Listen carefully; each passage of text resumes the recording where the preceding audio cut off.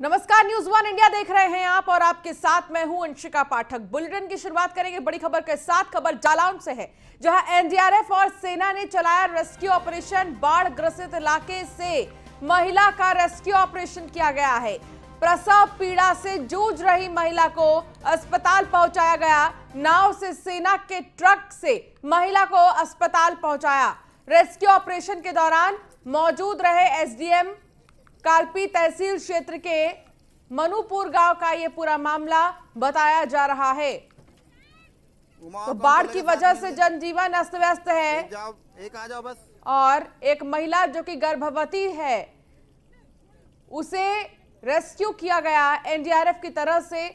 और आपको बता दें, देवदूत बनकर एनडीआरएफ की टीम वहां पहुंची जालौन में, जहां बाढ़ के चलते लोग परेशान हैं, लोग फंस गए थे, लेकिन किसी तरह उन्हें बाहर निकाला गया। जालौन की ये तस्वीर आपको हम दिखा रहे हैं। एनडीआरएफ की टीम ने कड़ी मशक्कत के बाद एक महिला को, जो कि गर्भवती महिला है, उसे बोट पर बिठाया और रेस्क्यू कर यहां से निकाला गया। तो बाढ़ ग्रसित इलाके से महिला का रेस्क्यू किया गया है। प्रसव पीड़ा से जूझ रही महिला को अस्पताल पहुंचाया गया है। तस्वीरों में आप देख सकते हैं कि बड़े ही सावधानी से इस महिला को नीचे उतारा जा रहा है और फिर बोट पर बिठाया गया है। उसके बाद यहां से ले गए। मुबीन खान हमारे संवाददाता जालौन से हमारे साथ जुड़ गए हैं। मुबीन, आखिर ये क्या तस्वीर है? बाढ़ की तस्वीर, सिचुएशन आउट ऑफ कंट्रोल है, लोग फंस रहे हैं। एनडीआरएफ की टीम देवदूत बनकर सामने आई है और एक महिला को रेस्क्यू किया गया है। जी, आपको बता दूं, यह पूरा मामला कालपी तहसील क्षेत्र के मानिकपुर गांव का है, जहां पर बाढ़ ग्रस्त इलाकों में प्रसव पीड़ा से जूझ रही महिला को एनडीआरएफ की टीम और सेना के जवान और खुद एसडीएम कालपी कौशल किशोर ने रेस्क्यू ऑपरेशन करने के बाद उस महिला को वहां से निकाला और उसके बाद उसको अपने एनडीआरएफ की टीम और सेना के जवान अपने ट्रक में बिठा के अस्पताल तक छोड़ने का काम कर रही है। हाँ, अगर देखा जाए तो कहीं ना कहीं एनडीआरएफ की टीम और जिला प्रशासन और सेना के जवान बाढ़ग्रस्त इलाकों में फंसे लोगों के लिए देवदूत बनकर सामने नजर आ रहे हैं। जी हाँ, मुबीन, इन सब के बीच सवाल ये उठता है कि क्या जालौन में पहले से ही तैयारियां नहीं थी मॉनसून को देखते हुए? क्योंकि मॉनसून के चलते ही तेज बारिश हो रही है, बारिश के चलते जल जमाव की स्थिति है। ऐसे में क्या कोई इंतजाम पहले से ही नहीं किए गए थे इन लोगों के लिए? जी, अगर बात की जाए तैयारियों की अगर देखा जाए तो बाढ़ग्रस्त इलाकों में करीब 160 गांव बाढ़ प्रभावित इलाके बाढ़ से पीड़ित हैं, जिसको देखकर जिला प्रशासन ने पहले से ही तैयारी कर ली थी। मानसून कोई देख कर नहीं आया है, जो भी आया है वो अचानक आया है, लेकिन उसके बावजूद भी प्रशासन ने पूरी तरह से तैयारी कर ली थी। हालांकि मैं कल जनपद जालौन में मुख्यमंत्री भी आए हुए थे, उन्होंने अधिकारियों के साथ बैठक भी की और यही आदेश भी दिए हैं कि जिस इलाकों में बाढ़ पीड़ित लोग फंसे हुए हैं उनके लिए पूरी सुरक्षा मुहैया कराई जाए। जी चलिए, ठीक है, बहुत शुक्रिया मुबीन खान इस तमाम जानकारी के लिए। बाराबंकी से खबर, जहां सीएचसी पर वैक्सीनेशन का इंतजार किया जा रहा है। वैक्सीनेशन के लिए चप्पलों की लंबी लाइन लगी हुई है। लोगों ने सीएचसी पर कतार में चप्पल लगा दिए हैं। चप्पलों की लाइन का वीडियो भी वायरल हो रहा है। जिले के रामसनेही घाट सीएचसी का ये पूरा मामला बताया जा रहा है। तो आप तस्वीरों में देख सकते हैं कि चप्पलों को एक के पीछे एक लगाकर लाइन लगाया गया। लोग यहाँ पर खड़े होकर इंतजार नहीं कर पा रहे थे, तेज धूप है और ऐसे में अपने नंबर का इंतजार करने के चक्कर में ना जाने कितने अहम काम छूट रहे थे, जिसके चलते इन्होंने यहाँ पर अपने चप्पल रख दिए हैं और नंबर लगा दिया है। वैक्सीनेशन का इंतजार किया जा रहा है। तो कतार में चप्पल लगे हैं, बाराबंकी में वैक्सीनेशन का इंतजार इस तरीके से किया जा रहा है। भोलानाथ हमारे संवाददाता हमारे साथ जुड़ गए हैं। भोलानाथ, क्या जानकारी मिल रही है? आखिर इतना इंतजार लोगों को क्यों करना पड़ रहा है? क्या वैक्सीनेशन केंद्रों की कमी है? देखिए, बिल्कुल बता दें, बाराबंकी में वैक्सीनेशन केंद्रों की बात करें तो केंद्रों की कमी नहीं है, लेकिन कहीं न कहीं लोगों में जागरूकता आई है। लोग वैक्सीन का महत्व समझ रहे हैं, तो ये बड़ी बात है। वैक्सीनेशन को लेकर लोगों में बड़ी जागरूकता है। अभी तक लोगों में भ्रम रहता था, तमाम प्रकार के भ्रम थे लोगों में, इसलिए वैक्सीनेशन करवाने नहीं जाते थे। लेकिन ये रामसनेही घाट सामुदायिक स्वास्थ्य केंद्र पे जो दृश्य देखने को मिला, ये कहीं न कहीं लोगों को लोग जागरूक हुए हैं, जिसके बाद बड़ी संख्या में लोग वैक्सीनेशन के लिए पहुंचे। वहां पे सुबह 6 बजे से वैक्सीनेशन के लिए लोगों की लाइनें लग गई, जिसके बाद लोग अपने अपने चप्पलों की लाइन वहां पे लगा दी। करीब बात करें तो करीब 200 मीटर तक चप्पलों की लाइन लग गई। वहां पे चप्पलों की लाइन लगा के लोग अपने काम पे चले गए, जिसके बाद जिस चप्पल का नंबर आया उस हिसाब से लोगों ने अपना वैक्सीनेशन करवाया। तो वैक्सीनेशन सेंटर की यदि बात करें तो सेंटरों की कमी नहीं है, प्रत्येक सामुदायिक स्वास्थ्य केंद्र पर सेंटर बनाए गए हैं। इसके अलावा स्वास्थ्य विभाग के कर्मचारी जगह जगह पर कैंप लगा के वैक्सीनेशन कर रहे हैं। लेकिन ये लोगों की जागरूकता है, अब लोग वैक्सीन का महत्व समझ रहे हैं, इसलिए बड़ी संख्या में लोग वैक्सीनेशन के लिए पहुंच रहे हैं। जी चलिए ठीक है, बहुत शुक्रिया इस तमाम जानकारी के लिए।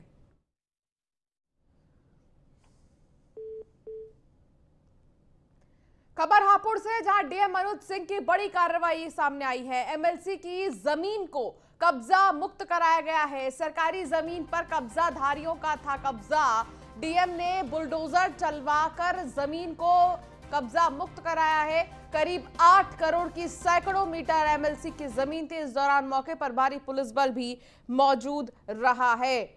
तो आप तस्वीरों में देख सकते हैं कि बड़ी कार्रवाई की गई है अधिकारी की तरफ से, जहां जमीन को खाली कराया गया है। इस पर कब्जा कर लिया गया था, लेकिन समय रहते ही इस जमीन को खाली करा दिया गया।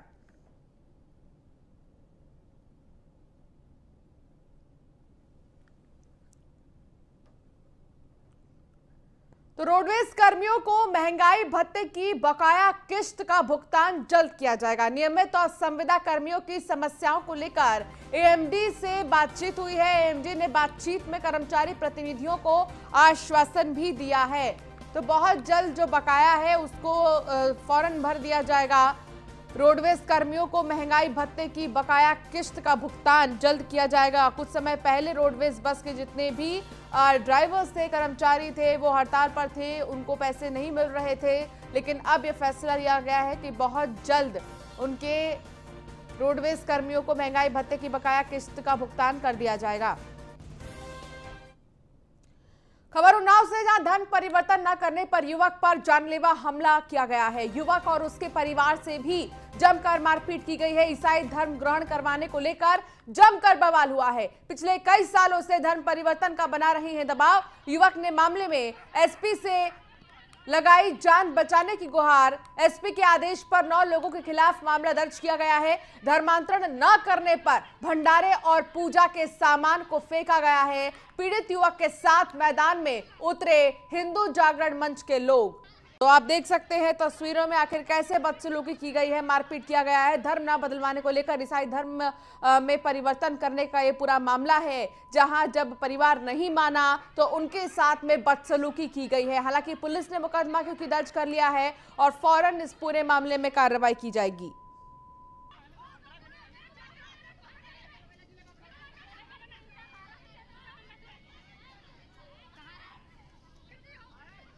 तो परिवार से भी जमकर मारपीट की गई है। उन्नाव का ये पूरा मामला है। धर्म परिवर्तन न करने पर युवक पर हमला किया गया है। युवक के साथ बदसलूकी की गई है। धर्मांतरण न करने पर भंडारे और पूजा के सामान को फेंक दिया गया कि धर्म बदलो, और इस तरीके से व्यवहार किया गया है युवक के साथ। उसके परिवार के साथ भी मारपीट करने का मामला सामने आया है। तो धर्म परिवर्तन का मामला अब भी थमने का नाम नहीं ले रहा है। लगातार ऐसे मामले सामने आ रहे हैं। नीरज द्विवेदी हमारे संवाददाता हमारे साथ जुड़ गए हैं। नीरज, धर्म परिवर्तन का मामला अब भी सामने आ रहा है, इस पर अभी तक कोई ब्रेक नहीं लगा है। हालांकि धर्मांतरण को लेकर कानून भी है उत्तर प्रदेश में, लेकिन इसका खौफ किसी में नजर नहीं आ रहा। जी देखिए, बिल्कुल लगातार जो उत्तर प्रदेश के यशस्वी मुख्यमंत्री हैं, उन्होंने सीधे तौर पर कहा है कि धर्मांतरण एक बहुत जो है गंदी प्रक्रिया है और इसे बिल्कुल नहीं होना चाहिए, क्योंकि जो व्यक्ति जिस धर्म से जुड़ा हुआ है उसके ऊपर दबाव नहीं बनाना चाहिए। लेकिन आशीवन थाना क्षेत्र के अंतर्गत ये जो मामला सामने आया है, क्योंकि इसमें ये धर्मांतरण का काम लगभग पिछले कई सालों से लगातार चल रहा था, और जिस तरीके से धर्मांतरण न करने पर इस युवक की पिटाई की गई है, कहीं न कहीं जो पूजा और भंडारा हो रहा था उसमें तोड़फाड़ की गई है। ये अपने में एक बहुत ही शर्मनाक घटना है, क्योंकि इस पे पहले ही पुलिस को कार्रवाई कर देनी चाहिए थी। अगर इस पे पहले कार्रवाई हो जाती तो कहीं ना कहीं ये जो धर्मांतरण का खेल चलाया जा रहा था, इस धर्मांतरण के खेल पर रोक लगती। लेकिन चूंकि पुलिस ने पहले लापरवाही की और इसको लेकर के इनके हौसले बुलंद हुए, जिसमें सीधे तौर पे एसपी से जो शिकायत की गई उसमें हिंदू जागरण मंच के लोग भी सामने आए हैं। उसमें प्रांतीय मंत्री ने सीधे तौर पे बताया है कि जो धर्मांतरण की प्रक्रिया है ये कई सालों से चल रही थी। लगभग 100 लोगों को इन लोगों ने धर्म परिवर्तन करा दिया है और इस पर दबाव बना रहे थे, लेकिन ये जो युवक है, जो पीड़ित है, वो इस पे बिल्कुल राजी नहीं हुआ और इसको लेकर के मामला तूल दे गया। हालांकि इसमें पुलिस ने एफआईआर दर्ज की है और कार्रवाई भी कर रही है, लेकिन अब देखना ये होगा कि ये खेल कब रुकता है यहाँ पर। जी चलिए ठीक है, बहुत शुक्रिया नीरज इस तमाम जानकारी के लिए। तो मुरादाबाद में दिल्ली लखनऊ नेशनल हाईवे पर एक बस अनियंत्रित होकर पलट गई। हादसे में करीब 20 यात्री घायल हो गए हैं। गनीमत तो ये रही कि हादसे में किसी भी यात्री की मौत नहीं हुई है। घटना की सूचना पाकर मौके पर पहुंची पुलिस ने घायलों को अस्पताल में भर्ती किया है। मुरादाबाद सड़क दुर्घटना का सीएम योगी ने संज्ञान लिया है और मामले में वरिष्ठ अधिकारियों को मौके पर पहुंचकर पीड़ितों की यथासंभव सहायता करने के निर्देश दिए हैं। घायलों को जल्द से जल्द बेहतर चिकित्सा उपलब्ध कराने के भी सीएम योगी ने निर्देश दे दिए हैं।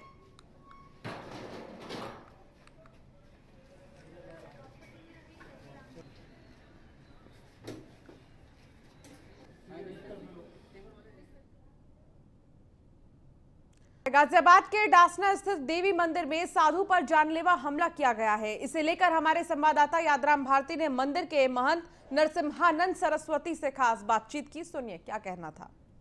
डासना के देवी मंदिर में साधु नरसिंहानंद पर एक बार जानलेवा हमले के बाद एक बार फिर से डासना मंदिर सुर्खियों में आ गया है और इस समय हमारे साथ मौजूद है मंदिर के महंत यति नरसिंहा सिंह सरस्वती। महंत जी, ये बताइए कि आपको कब पता चला कि हमला हो गया और जब आप वहां गए तो आपने क्या देखा? देखिए, मुझे लगभग 3:15 से 3:30 के बीच में, मैं एग्जैक्ट टाइम नहीं देख पाया, ये पता चला कि मंदिर में हमला हो गया। मुझे यहाँ सेवादार है हमारे अमित त्यागी, उन्होंने बताया। मैं नीचे गया, मैंने देखा तो स्वामी जी जो है तख्त पे लेटे हुए थे, बहुत बुरी तरह खून से लथपथ थे।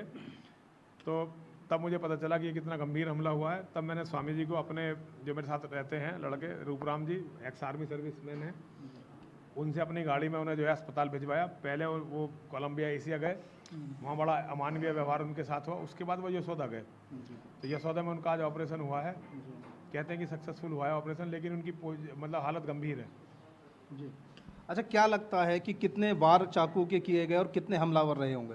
देखिए, हमलावर जैसा स्वामी जी ने वहाँ बताया था, 2 लोग तो उन्होंने देखे ही थे स्वामी जी ने। अब बाकी एग्जैक्ट तो स्वामी जी बता सकते हैं। यहाँ बाकी किसी ने जो है हमलावरों को देखा नहीं था।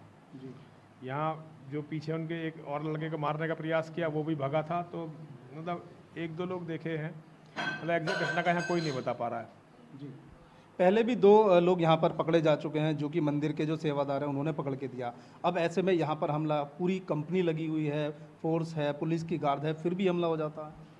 अब ये तो पुलिस वालों से पूछनी चाहिए ना। मैं खुद हतप्रभु, मैं समझ नहीं पा रहा हूँ कि मतलब यहाँ जो पुलिस है, गार्ड है किस काम के लिए? क्या केवल खाने के लिए और आराम करने के लिए लोग भेजे जाते हैं यहाँ पे कि भाई जाओ और आराम करो? मतलब मुझे समझ में तो आना चाहिए कि हो क्या रहा है। पुलिस की मौजूदगी में इस तरह से भयानक हमले हो रहे हैं, इसका पता तो चलना चाहिए कि क्या हो रहा है। अच्छा, आपने एक अपने बयान में एक जिक्र किया कि अमानवीय व्यवहार हुआ एमएमजी के अंदर, जो सरकारी अस्पताल है। नहीं, कोलंबिया एशिया। वो क्या था? बहुत ही, देखिए वहाँ उन्होंने काफ़ी देर लिटाए रखा और भर्ती नहीं किया, मना कर दिया कि हम इसे भर्ती नहीं करेंगे। उन्होंने साधु देख के भर्ती नहीं किया, कोई पैसे वाला होता भर्ती कर लेते, हालांकि हम तो पैसे देने के लिए बिल्कुल तैयार थे। तो ये बहुत अमानवीय व्यवहार उन्होंने किया, मतलब बहुत अमानवीय व्यवहार किया। अगर वो यहीं पे उन्हें भर्ती करके इलाज शुरू कर देते तो स्वामी जी की हालत अच्छी होती, क्योंकि यहाँ से ले जाने के बाद फिर लेके गए यशोदा में, उसमें समय लगा, फिर यशोदा में ट्रीटमेंट शुरू होने में समय लगा। 2 घंटे तो यहीं खराब हो गए थे कोलंबिया एशिया में। तो यह है मंदिर के महंत यति नरसिंहानंद, जो कि साफ तौर पे कहा कि टारगेट यही थे, लेकिन बौखला गए बदमाश और उन्होंने जो साधु हैं नरेशानंद, उन पर जानलेवा हमला कर दिया। हालांकि अब उनका कहना है कि अब वो चुप नहीं बैठेंगे और उनका जो अभियान है, उनका जो एक टारगेट है, वो ज़्यादा तेज़ी से उसको अचीव करने में अपनी जी जान लड़ा देंगे। Yadram Bharti, news 1 India, Ghaziabad. खबर लखनऊ से है, जहां यूपी में दम तोड़ रहा कोरोना। लखनऊ में लगभग 79% आबादी में मिली एंटीबॉडी। कोरोना से लड़ाई में क्षमता हो रही मजबूत। करीब 10,000 लोगों पर किया गया सर्वे। रिपोर्ट में 79% लोगों में एंटीबॉडी मिली है। तो करीब 10,000 लोगों पर यह सर्वे किया गया, जो कि खुशी की बात है कि एंटीबॉडीज है तो कोरोना से लड़ने में और भी ज्यादा आसानी होगी। अश्विनी द्विवेदी हमारे संवाददाता लखनऊ से जुड़ गए हैं। अश्विनी, क्या जानकारी मिल रही है? लगभग 79% ऐसे आबादी है जिसमें एंटीबॉडीज मिली है, जो कि खुशखबरी की बात है कि कोरोना से ये लोग लड़ सकते हैं और ज्यादा संक्रमण के फैलने के चांसेस नहीं होंगे। सीधा सर्वे कराया गया उत्तर प्रदेश में, तमाम जिलों में कराया जा रहा है। ये दूसरा सीधा सर्वे उत्तर प्रदेश में है। इससे पहले एक हुआ था जिसमें 22% लोगों के अंदर एंटीबॉडी मिली थी, लेकिन ये दूसरा सर्वे कराया गया है जो जून के महीने में कराया गया था। इसकी रिपोर्ट अब आई है जिसमें 79, लखनऊ की बात करें, लखनऊ में 79% ऐसे लोग आबादी है जिसके अंदर जो एंटीबॉडी पाया गया। निश्चित तौर पर अगर इसमें बात करें तो 3 कैटेगरी में इसमें लोगों को जो रखा गया, लगभग 10,000 लोगों का सीरो सर्वे हुआ। जो आयु थी इनकी 18 से 44 साल का बनाया गया, 145 से 60 साल का और 60 साल के ऊपर का। तीनों कैटेगरी अलग अलग बनाई गई। कैटेगरी में रख करके सीरो सर्वे कराया गया। इसके बाद जो रिजल्ट है काफी सुखद है स्वास्थ्य महकमे के लिए, सरकार के लिए और आम लोगों के लिए कि एंटीबॉडी जो है वो लगातार लोगों के अंदर बन है, जिससे कहीं ना कहीं जो लोग हैं वो कोरोना से लड़ सकते हैं, बेहतर तरीके से लड़ सकते हैं। निश्चित तौर पर ये दूसरे सर्वे उत्तर प्रदेश के अंदर हुआ और आगे भी इस तरह के सर्वे कराए जाएंगे। जी चलिए, बहुत शुक्रिया अश्विनी इस तमाम जानकारी के लिए। तो आपको बता दें कि लगभग ऐसे 79% की आबादी है जिसमें कि एंटीबॉडीज पाए गए हैं और कुछ ऐसे हैं जिनका लगातार अभी भी सर्वे के जरिए पता लगाया जा रहा है कि क्या इनमें एंटीबॉडीज हैं या नहीं है। खबरों में आगे बढ़ेंगे। मामूली बात को लेकर 2 पक्षों में जमकर विवाद हो गया। 2 पक्षों के विवाद में गाड़ियों में तोड़फोड़ की गई है। विवाद बढ़ता देख पुलिस को 112 पर सूचना दी गई। मौके पर पहुंचे पुलिस दोनों पक्ष को थाने लाई। गौतमपल्ली के चटोरी गली की यह घटना है।